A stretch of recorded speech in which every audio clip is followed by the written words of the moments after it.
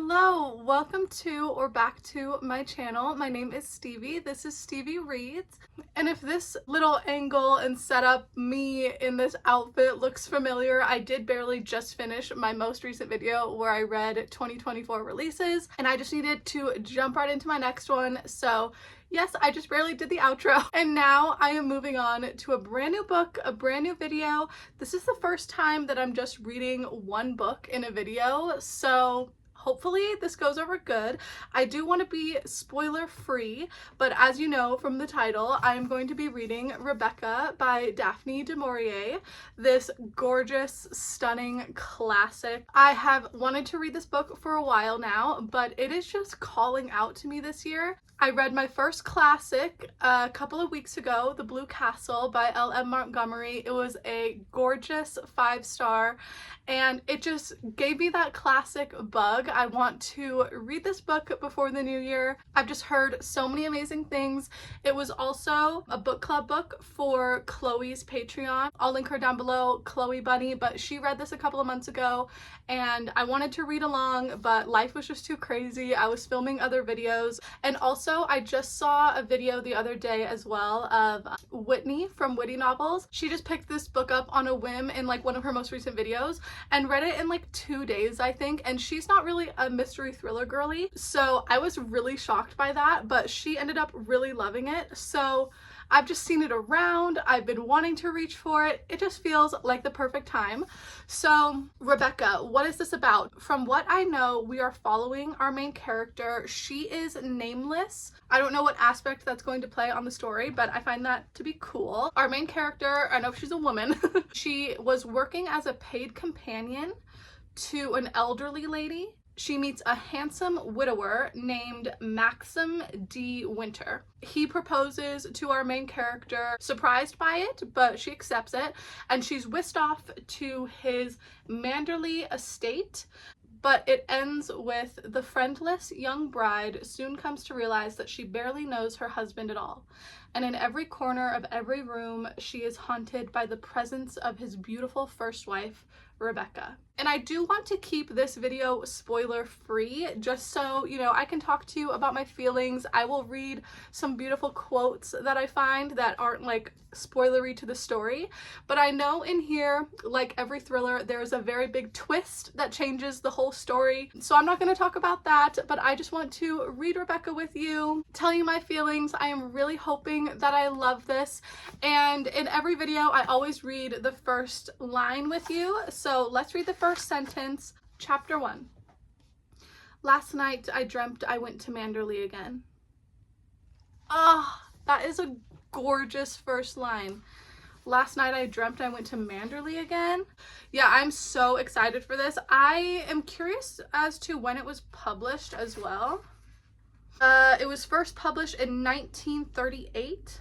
It has never been out of print and remains one of the nation's favorite novels. Wow.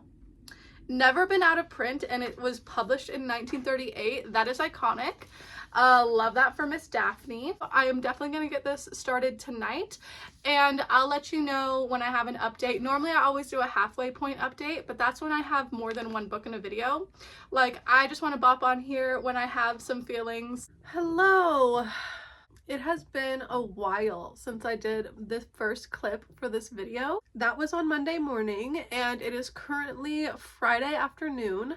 So an entire work week has happened, and I haven't even made that much progress in the book, but I got sick this week. Honestly, that first clip was the last time I felt normal, because Monday at work during the day I started to feel sick, and it wasn't even a crazy sick. It was just like a head cold where my nose was super runny. Like, I went through 3 boxes of tissues in 3 days. Monday, Tuesday, Wednesday, like my nose was a faucet. And thankfully I didn't have a cough, but just like an itchy throat and very like head fatiguey, like just so tired. And I didn't call out any days this week. I went in for the full work week, but I would just come home and try to read my book and then fail miserably. So Honestly, I started feeling a little bit better yesterday, and today I think I'm basically there, so I'm so happy it's the weekend. I have a couple of plans, but for the most part, I'm going to let my body relax, get feeling better. But Monday, Tuesday, Wednesday, I read like 10 pages each night. Like, I would try to read my book, read 10 pages, and then put on a movie and like get sleepy and go to bed. So yesterday I was on page 37 and I was like, girl, you need to get some reading done for this video. So I got up to page 118 and there's like 428. So as long as I read 100 pages a day, I can finish this on Sunday. So that is the goal, 100 pages a night. But I am annotating my copy and I'm having a great time. So I read you the synopsis, and basically what's happened so far is what is in the synopsis. So the very first line, last night I dreamt I went to Manderley again. Like, you immediately feel the, like, you know, the narrator of the story is going to be telling you the story like from her memory. It has been very highlighted in the first fourth of the book that our main character is very young. She is 21, I believe, and the man that she marries is 42. So he's double her age, and so we're definitely feeling the imbalance of power in their relationship. The way that he proposed was so not romantic. She has zero support system. She has no family, no friends, no nothing. Like, literally the only like person in her life is this woman that she works for. The woman she works for is an American woman. I already forgot her name. Mrs. Van Hopper. She's very snooty. She is always up in everybody's business. She's one of those like socialites that knows everybody and will approach a stranger and be like, oh, I know you because of Stephanie. And Stephanie was telling me about getting married. I'm sure you're going to want to hear all of these updates. Like, she'll approach somebody and just like be obnoxious and try to like make a connection with them, especially if they have any kind of money or power. So Mrs. Van Hopper very rudely interrupts Maxim's dinner, and he sees our main character and it becomes interested in her. But the very first line of chapter 3 I loved. She was like, I wonder what my life would be today if Mrs. Van Hopper had not been a snob. Funny to think that the course of my existence hung like a thread upon that quality of hers. Her curiosity was a disease, almost a mania. And then Mrs. Van Hopper gets ill, relatable queen, and when she's sick, our main character spends those days, instead of entertaining her mistress, she sneaks away with Maxim. She doesn't like lie and say that she's doing anything else, but she leaves during the day and like goes on drives with Maxim and they talk, and she learns a little bit about him and Manderley. And also our main character is already aware of Manderley and like knows that that's why Mrs. Van Hopper wanted to talk to Maxim in the first place, because he owns it. And Manderley's like very well known. It's open to the public one day a week, so people will come in and like look at the estate. It's gorgeous, right on the water. There's like a big old bed of roses. Like, the descriptions of Manderley have been gorgeous. Anyway, as I was saying forever ago, sorry, my brain fog is still so real. She goes to his hotel room and is like, Mrs. Van Hopper is going to New York. I'm going with her. Like, it was very nice meeting you. Have a good life. And he was like, you can make a decision. You can either go to New York or you can go to Manderley with me. And she was like, what are you saying? And he's like, I'm proposing to you, you idiot. And that's how he proposes. Hate that. They've never said I love you, and she even says a comment about that. She tells him that she's in love with him. He straight up asks her and she's like, yes, I'm in love with you. And she was like, in love? He has not said anything yet about being in love. No time, perhaps. It was also hurried at the breakfast table. Marmalade and coffee and the tangerine. No time. So yeah, he doesn't even say I love you, but he proposes. She lets him break the news to Mrs. Van Hopper because she's like, I don't want to have beef with Mrs. Van Hopper. She's going to be angry and I don't want to deal with that whole situation. So he goes and breaks it to Mrs. Van Hopper that like, hey, she's quitting and we are going to get married. And Mrs. Van Hopper says something that I loved. She said, you know why he's marrying you, don't you? You haven't flattered yourself that he's in love with you. The fact is, that empty house got on his nerves to such an extent he nearly went off his head. He admitted as much before you came into the room. He can't go on living there alone.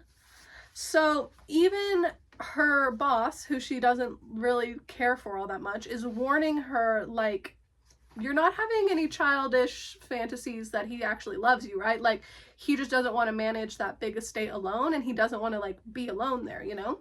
So anyway, she ignores the advice of her boss and goes and gets married. And we don't really see anything about like the wedding and their honeymoon, but they do spend some weeks together before they go to Manderley. But then they go to Manderley, and it is very eerie right off the bat. And we meet Mrs. Danvers. And Mrs. Danvers is terrifying as fuck. Like, her descriptions is so lifeless. Like, this woman has no soul. I really believe that. And our nameless main character, she is so nice to Mrs. Danvers, like overly apologetic, admits that she doesn't know anything about running the estate, and like really defers a lot to Mrs. Danvers and is like, I trust your judgment, even though she just met her. Once more I glanced up at her, and once more I met her eyes, dark and somber in that white face of hers, instilling into me, I don't know why, a strange feeling of disquiet and foreboding. Like, Mrs. Danvers really has beef with her. She knew that I would never withstand her, and that I feared her too. She has no friends. She has no family. She literally is just like alone at this house with her new husband who she knows nothing about and who doesn't love her. So yeah, then Maxim's sister shows up. I think the sister was just curious on who his new wife was, so she came over and introduced herself. And I actually kind of like the sister. She has so far been like the most normal character. She speaks her mind and did say that it was kind of a weird situation how quick they got married, and like was checking on the main character to see if she was okay. So I like the sister. But then something really heartbreaking happened, and this also really highlights the power dynamics really well, because there's a couple of dogs at the estate, Jasper, and I can't remember the other dog's name, but our main character has really taken to these dogs because she's so lonely. So like, she mostly spends her days in the library with the dogs. But Beatrice is Maxim's sister, and Maxim and Beatrice are talking. Beatrice's husband, you know, they're all sitting around talking, and she said, I listened to them both leaning against Maxim's arm, rubbing my chin on his sleeve. He stroked my hand absently, not thinking, talking to Beatrice. That's what I do to Jasper, I thought. I'm being like Jasper now, leaning against him. He pats me now and again when he remembers, and I'm pleased. I get closer to him for a moment. He likes me in the way I like Jasper.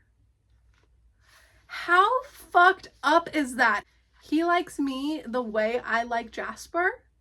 Your husband is treating you like a literal dog. But yeah, there's a lot of conversations on memory. She keeps being like, I want to save this memory for a different time. So if you're a very nostalgic person, this would probably like make you feel seen. Like, even when she was leaving the hotel where she met Maxim, she was like, I'm gonna miss this room where I only spent a couple of nights. I'm going to miss this bed. I'm gonna miss the sink. Like, she was so nostalgic, even over just like the little things. And she keeps being like thinking about memories and wanting to hold on to them. And she said for them it was just after lunch, 3:15 on a haphazard afternoon, like any hour, like any day. They did not want to hold it close, imprisoned and secure as I did.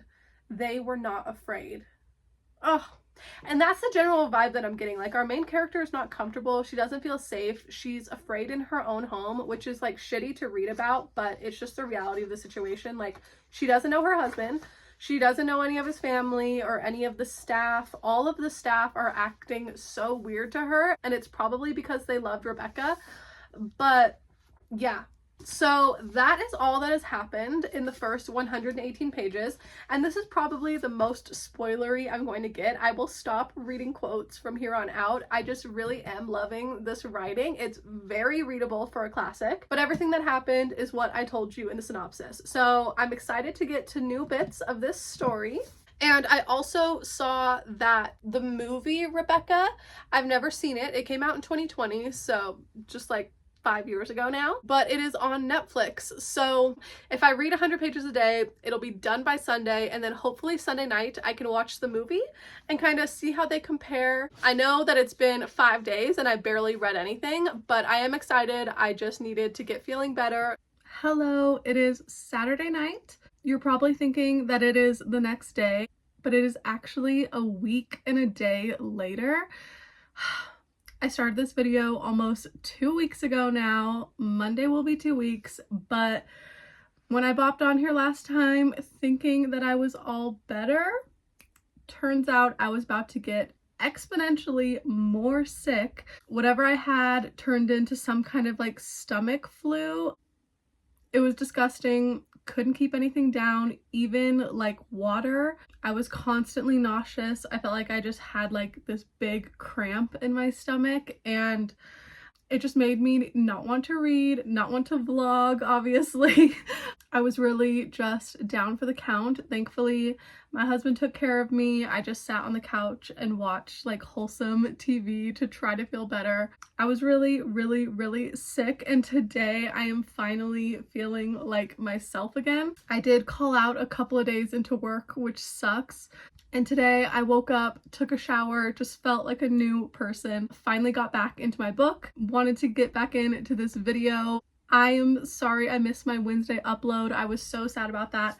I've posted one video a week for a couple of months now, but I missed my Wednesday upload last week because I was just not feeling it. Yeah, being sick sucks.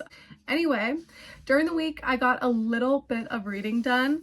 Not a whole lot. I'm only on page 258, so I still have 170 pages left to go, but I am still adoring this book. Not really any of the characters so much. Our nameless main character is coming into herself a little bit, but she still has no idea what the hell is going on 80% of the time.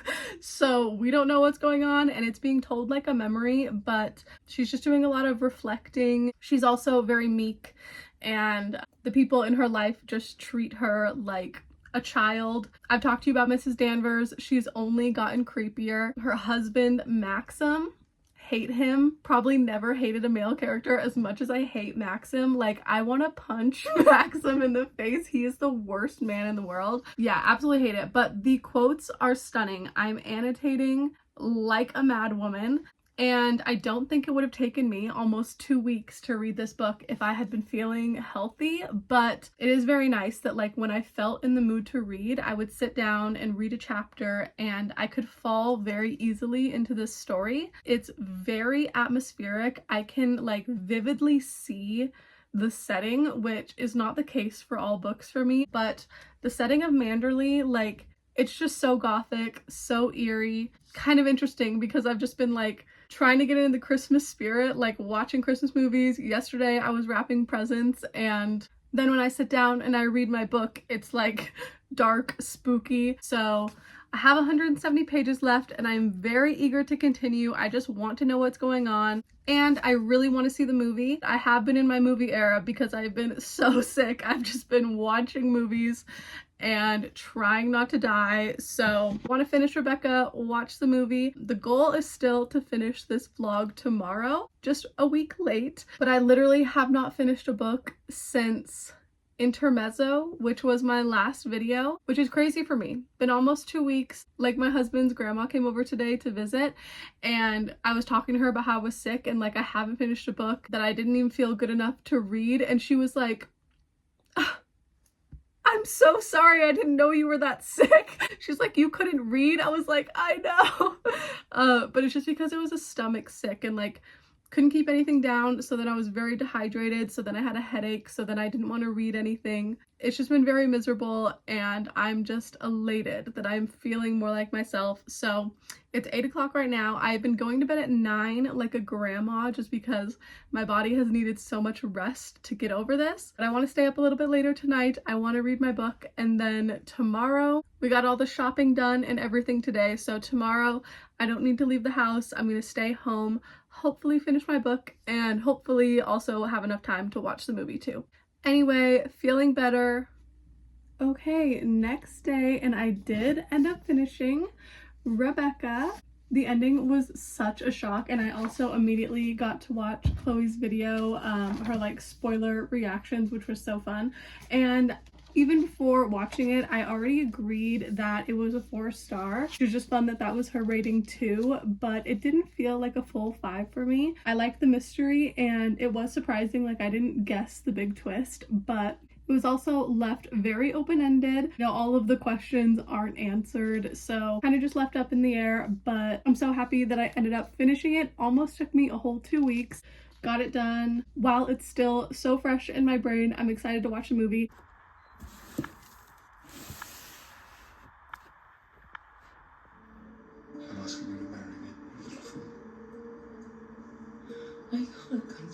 Yes.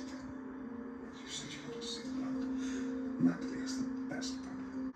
Welcome to Manderley. Couple hours later, back in the same position. I just finished the movie Rebecca and I had a really good time. I am not a harsh movie critic though, like at all. For the most part, I will watch like a hated movie and I'll be like, that was a good time. Very, very easily entertained with movies. So I thought it was really good. Like I said, for the book, it was pretty open-ended. And the last like 100 pages of the book, so much happened. It was like packed full of twists and turns. So the movie doesn't have that much time. It had to be like a little bit more direct. And it was still the same things that were revealed, but like the way the characters got there, they just got there a little bit quicker in the film. And then the ending for the book, it was so open-ended, but what you kind of assume happened, they show happen in the movie, and you actually get to see a little bit after the book. The book ends so abruptly, and the movie, you see like what happens after the big thing. Like, I'm trying not to be spoilery at all, but something happens at the very end of the book, and it happens in the movie too, but then after that, you see a little bit more time pass. So I'm happy I watched it like immediately after finishing the book, because when I came on to talk about the book, really the only thing I could say was that it was so open-ended. So I feel like I got a little bit more closure with the movie. I don't know if it's a movie that I would rewatch. Same thing with the book. I don't know if I would fully ever reread that book again, but I'm very happy I annotated it because now I can flip to my favorite quotes. I did think that the writing was so beautiful, and it was just still a very strong 4-star. Definitely one to read if you're like getting into classics. Super readable, not hard to understand, like the language is still very modern and everything. And I recommend the movie too. If you haven't seen it on Netflix, it felt very dramatic, but it was also just so cinematic. In both of the stories, the house of Manderley felt like a main character in and of itself, and I'm happy that the movie transferred that feeling. You know, when you're reading the book, I could really feel like I was there. I could picture the setting. The movie just had some really gorgeous shots that showed the estate, and I'm just like, ugh, I want to live in a gorgeous English manor. Like, ugh. Would really be the dream, but I wouldn't want to be haunted. That would not be the vibe. But yeah, anyway, this is gonna be a longer video, especially for just like one book, so I'm going to cut it off here. Overall, I really enjoyed. I've always been curious about this classic, so I'm happy that I read it, got to see the movie. I feel like I got the whole Rebecca experience. Let me know down below if you read it before, what you thought about it. But if you made it all the way to the end, thank you so much for watching. All of my socials are linked down below like always. And I'll see you in my next one very soon. Bye!